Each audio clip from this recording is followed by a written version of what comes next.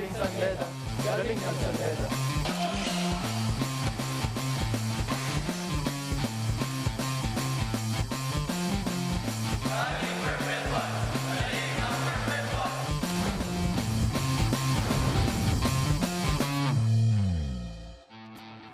Panibagong araw na naman ng basketball at mga bagong kwento ang ating malalaman tungkol sa mga magigiting na manlalaro ng pinakaunang Collegiate Sports League ng Pilipinas. Ito po ang NCAA Season 94 at nagpapatuloy ang second round of eliminations ng ating torneo dito sa Phil Oil Flying V Center sa lungsod ng San Juan.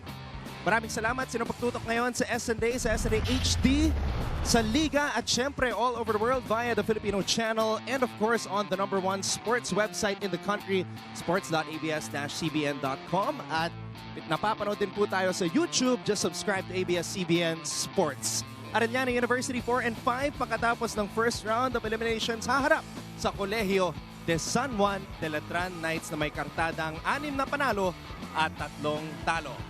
Kasama ang mga senior high students ng Arellano University. Ako po ang inyong lingkod, Anton Rojas, joined of course by Mikey Reyes for the start of the second round for these two teams that are facing off today, Arellano University and Colegio de San Juan de Letran. Unang-una, good afternoon sa iyo, Anton. Good afternoon to everyone watching us at home. Very exciting ball game, very emotional para dito sa Letran Knights. We will talk about that later on. Pero very important matchup, of course, Arellano trying to squeak into that Final Four.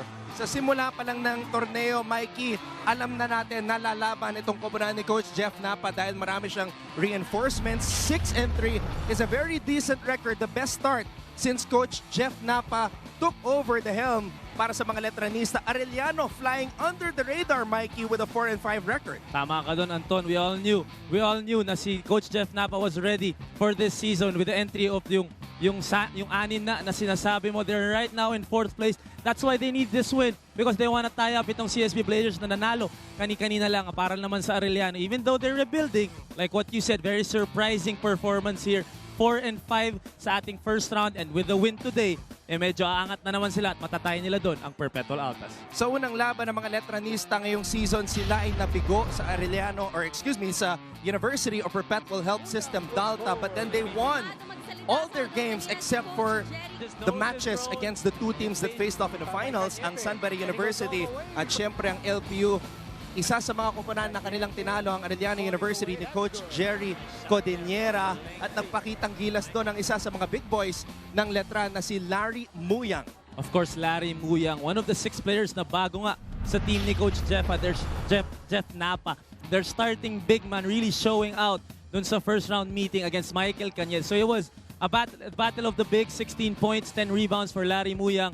And the stretch 4 of Coach Jerry Codiniera, 23 points, 8 rebounds, and 2 steals. It was actually a close game. It was only a 1-point game in halftime, but 51 second half points for Letran really created that separation that they needed to get that win against Arellano. Malaki ang responsibilidad na ibinigay ni Coach Jerry Codiniera dito kay Michael Cañete ngayong season, and he has lived up to the expectations. At ang Arellano nga, surprisingly, is in the running para sa Final Four because they were a team that nobody really talked about coming into this season. Maraming nagsa-step up, Mikey. It's like on every single game day, hindi mo alam kung sino ang mangunguna pagdating sa scoring. In fact, 7 different players have top scored para sa Chiefs dito sa season 94. And somehow we were expecting this. When you talk about Arellano the past few seasons, you always bring up Giovanni Halalon, you bring up Kent Salado, Zach Nichols, yung kumakamada from the outside. Itong mga players ito, lagi ang tumatop score para sa Arellano. And with the exit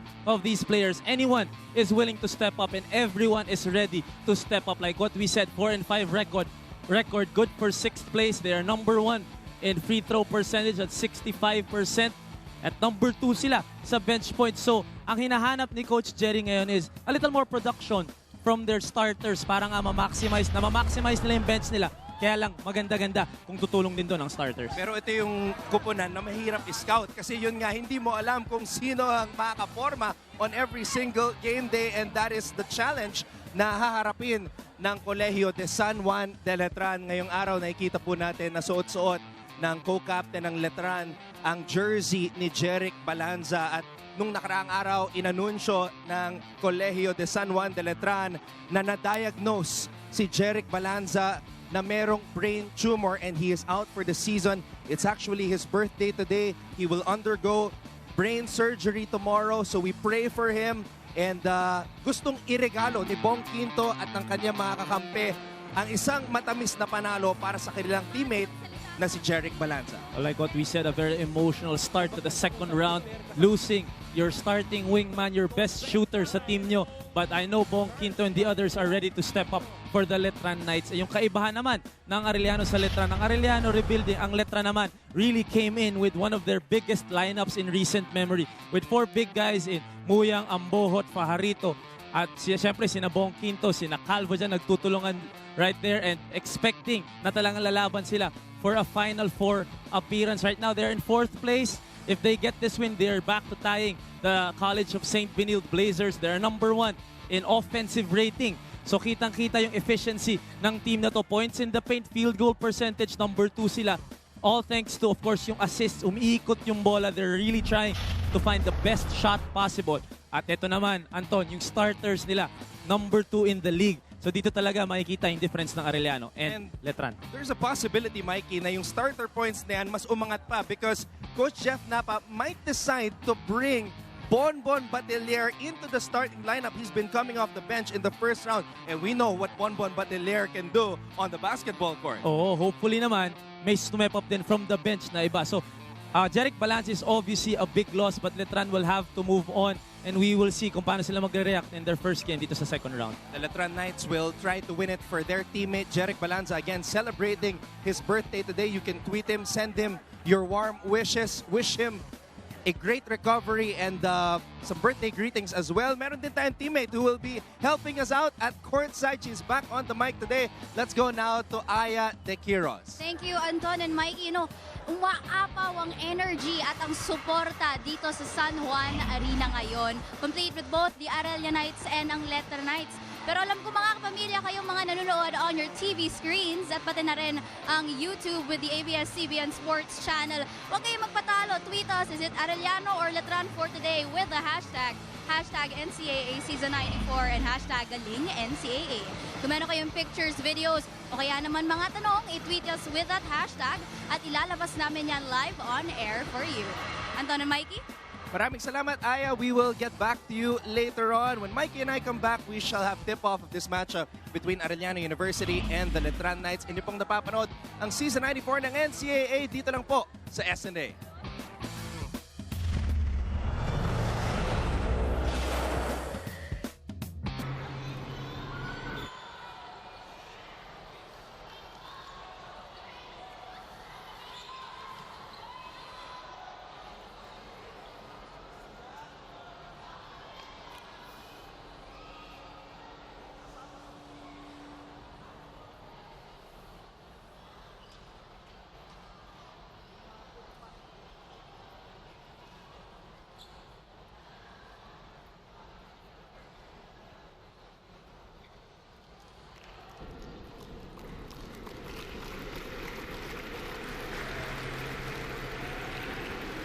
Again, we wish Jeric Balanza a successful operation tomorrow.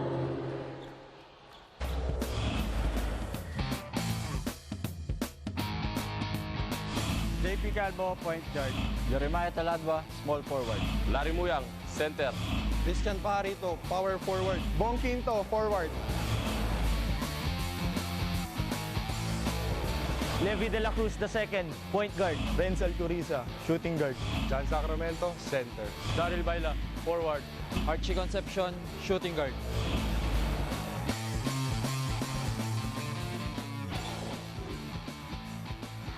Maraming salamat muli sa pagtutok ngayon sa SNA. Handog namin ang laban sa pagitan ng Arellano University at Colegio de San Juan de Letran Knights. At ikinalulungkot ng buong NCAA community ang pag-anunsyo ng Letran sa brain tumor kay Jeric Balanza. We wish him happy birthday and we wish him a good recovery as he has surgery tomorrow. Pero ito nga ang regalo na gustong ibigay ng kanyang mga teammates sa kanilang kakampi. They want to pick up win number 7 here at the start of the second round of eliminations. Well, of course, Anton, alam naman natin na kailangan maglaro ng Letran ngayon. With a heavy heart, of course, emotional yung mga yan. Life will always be bigger than basketball. It's something serious na hindi pwedeng patagalin nor hindi pwedeng basta, you know, he's been playing in the first round na may ganun na nga. So, buti na lang din nakita na and they can do something about it. So, ang isa sa mga assumptions natin, Mikey, was that maybe Bonbon Batelier would start, but Coach Jeff Napa, being a known winner, especially with the NU Bullpups, deciding to keep Bonbon Batelier on the bench to provide that scoring punch. And si Taladua ang magsisimula para dito in the place of Jeric Balanza. Kumbaga, Coach Jeff Napa will not fix what's not broken. Bonbon Batelier has been terrific coming off the bench for Letran in the first round, and he doesn't want to change that. He knows that he has enough scoring sa kanyang starting unit with JP Calvo there, Bong Quinto, of course, finding the open men. Diyan si Larry Muya and Christian Fajarito. So he put in medyo defensive player na ito si Taladua para ma-balance yung scoring with the starters and the bench. Pero right now, nagkakaproblema tayo with Levi de la Cruz. So, ano kaya ito?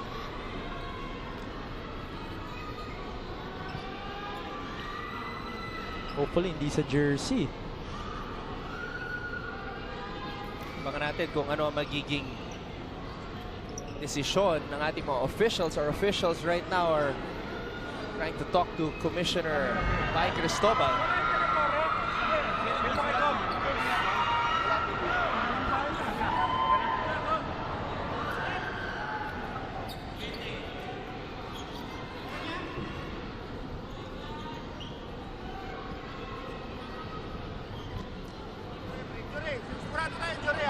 So yun na yung pasok natin.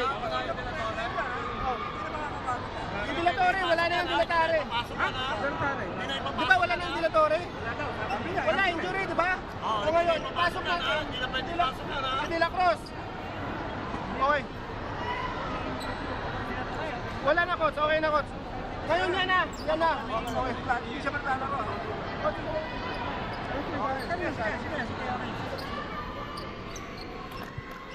I think it has something to do with the lineup kasi tandaan natin si Brian Mecca who hurt his knee is out for the season. So there was a lineup change. One of the reserves moved up into the official lineup. The same way, Letran now promoted Jack Pambid to the regular lineup now that Balanza is out for the season. Kasi before the game, magsasubmit ng starting five each team. So I believe nandun si De La Torre. Tapos ngayon si De La Cruz bigla ang pumasok. So I think De La Torre is out for this ball game kasi narinig natin kanina hindi na maglalaro sa ating laro. First possession para sa mga Letranista. Bong Quinto, he likes to do that. Bong Quinto spinning and scoring to start us off here. One of the best players in terms of using his body and his heft, spinning against Archie Concepcion, and with that soft touch, scoring too.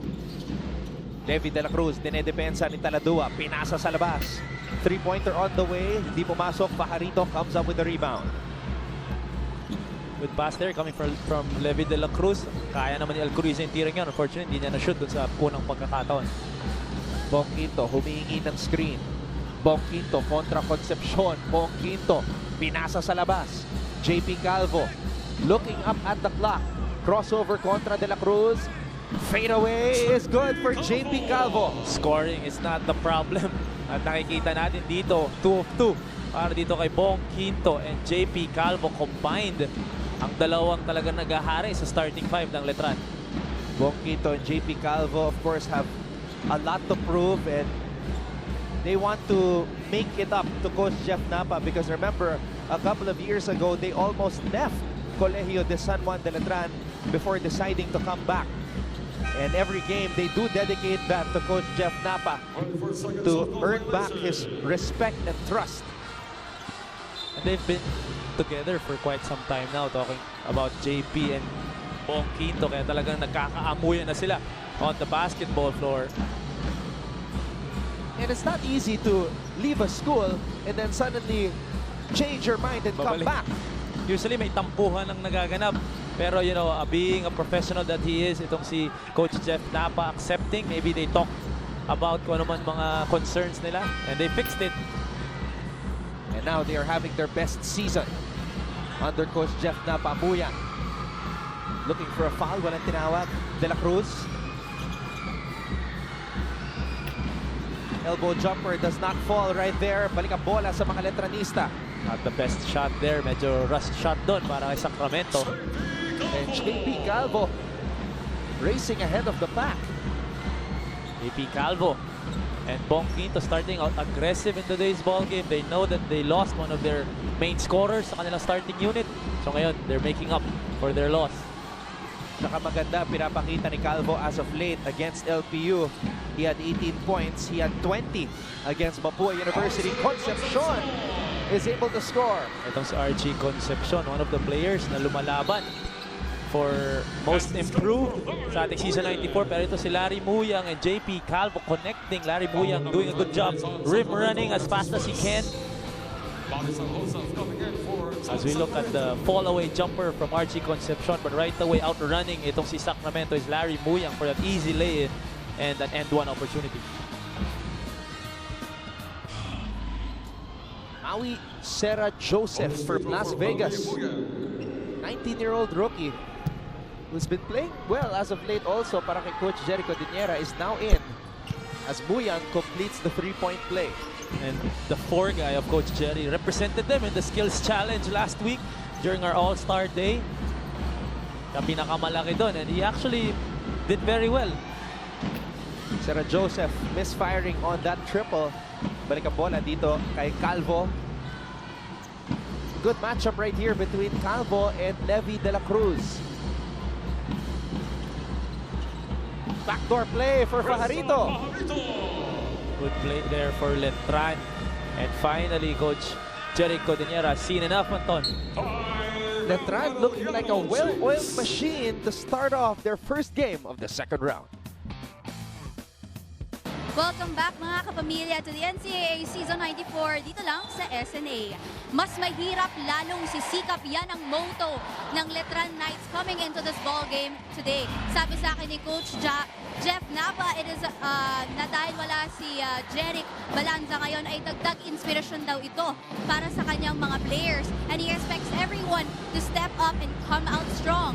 Lalo na ang kanyang mga veteran players na ni Bonbon Padiller at si JP Calvo. Pero para naman kay Coach Jericho Diniera, one step at a time ang gagawin ng Arellano for today. Gusto niya na isipin nila troubleshooting is one step at a time per problem. Good start, not a bad start. And let's see if this works out for both of them for today. Mikey, ano to? Yeah, it's actually not a bad start for the Chiefs this year, considering nobody was really talking about them before the start of the season. Serra Joseph has got to make those open shots though. Pero kitang-kita dun sa 5 players na nag-start for Letran, 4 of them have already scored at yung pinasok for defensive purposes na lang ang hindi. So they're playing good offense and good defense with Taladua. Arellano University was actually 3-6 in the first round last season. So they've improved on that this year. And a lot of people were counting them out with the exit of Kent Salado, of course, to injury. So ngayon nagpapakita, Levi De La Cruz is a big part of that rebuilding process along with Ian Alban, who's coming into the ball game in a few. Alban is another player playing with a heavy heart, but he's also playing inspired because he's playing for his sister who passed away before the start of the season. Marami talagang mga pinagdadaanan ng ating mga players.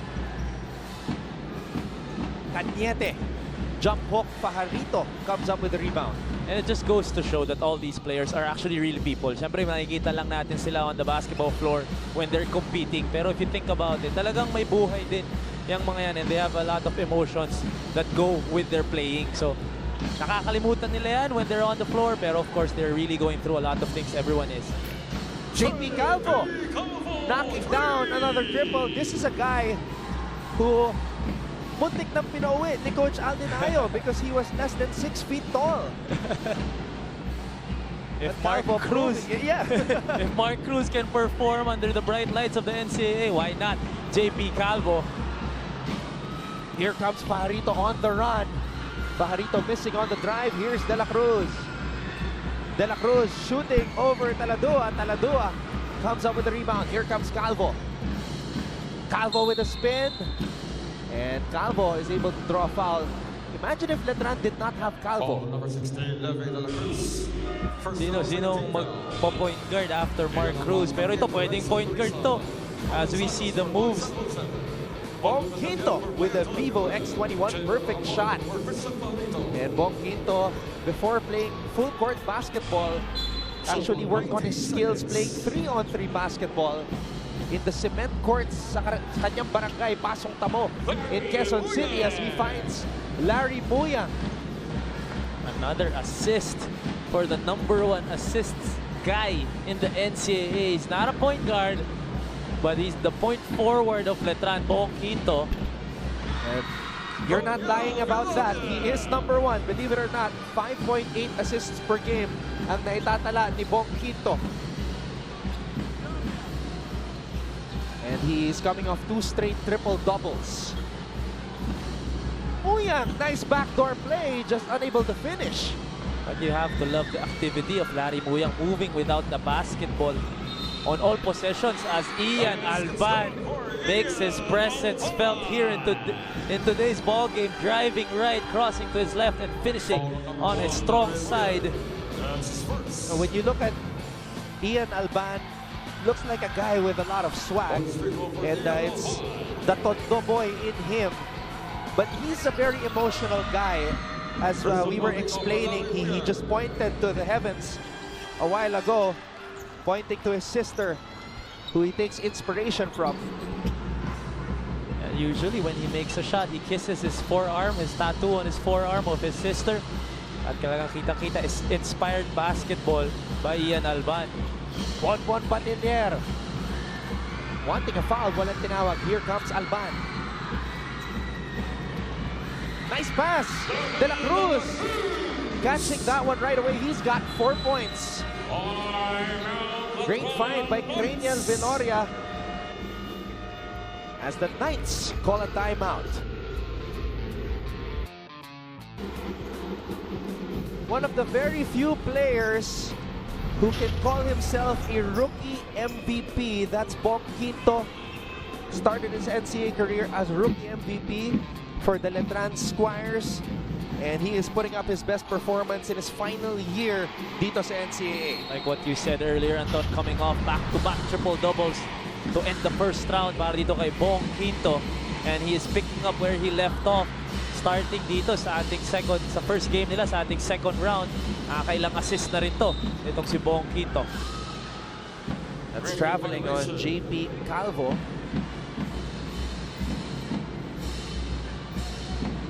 2 minutes and 32 seconds remaining here in the first quarter. Thank you so much for joining us, Anton Rojas, together with Mikey Reyes and Aya De Quiros at courtside. Cañete on the drive. Santos is blocked. Cañete with the reverse. Ito rin si Michael Cañete. Laking bagay for Coach Jerry Codeniera. And he can score in bunches. When you talk about Michael Cañete, he can score from the outside, from the inside. Sa mga fast break, tumatakbo din itong si Michael Cañete. And that opportunity sa ilalim. Skumor itong si Michael Cañete. He had 23 points sa first round meeting kontra sa Letran.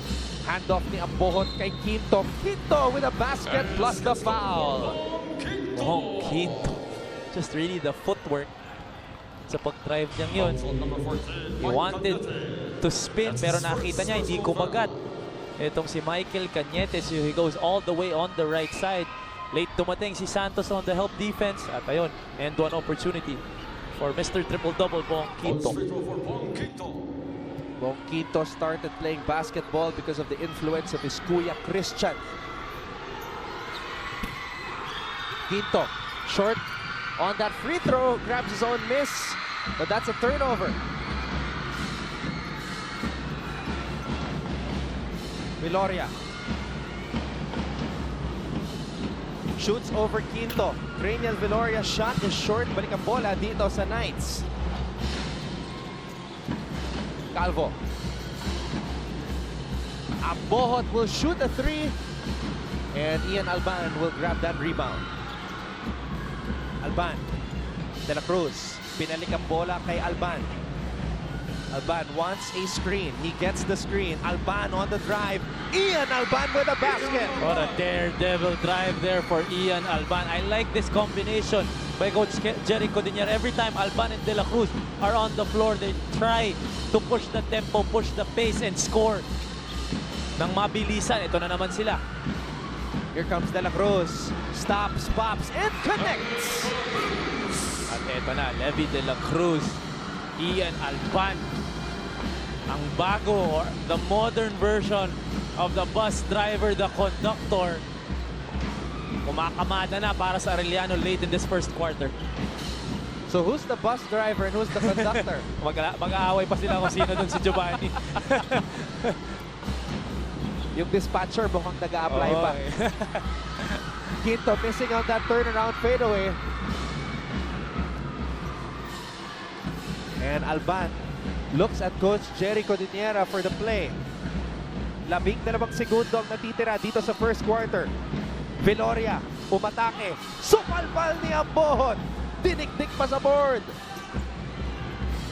Calvo has to shoot. It is short and that will do it for the first quarter of play. Good start for the Letran Knights. Pero naka-recover at naka-react ng maganda naman ang Arellano University Chiefs, and they find themselves only down by 5 pagtapos ng ating first quarter. Lumamang ng 16 na puntos sa mga Letranista. The score was 20-4. But since then, Arellano has outscored them 13-2. A 13-2 run for the Chiefs behind the speedy combination of Ian Alban and Levi De La Cruz. You're watching Season 94 of the NCAA right here on SNA.